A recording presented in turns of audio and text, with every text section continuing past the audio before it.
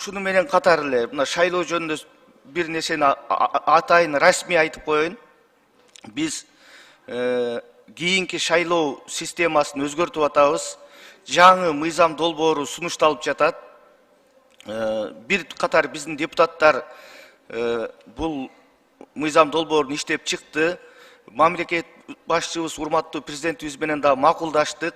Элге татыктуу, жарашыктуу мыйзамды кабыл алабыз деп мен үмүттөнөм.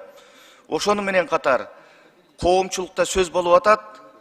Күзүндө шайлоо болот экен, парламент мөөнөтүнөн мурда кезексиз тарайт экен деген бунун бардыгы куру бекер сөз.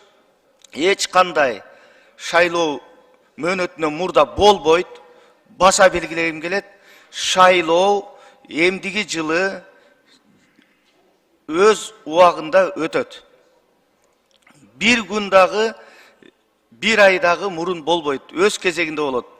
Парламенттик шайлоо дагы, президенттик шайлоо дагы өз маалында өтөт. Ошон үчүн коомчулукка расмий түрдө кайрылып коеюн. Ушундай коомчулукту мындай ар кандай удургуга салгандын зарылчылдыгы жок. Бардыгы пландаштырылган, сүйлөшүлгөн, коомубуз, мамлекетибиз бүгүнкү система менен өсүп атат, өнүгүп атат. Андыктан биз ушуну камсыз кылышыбыз керек.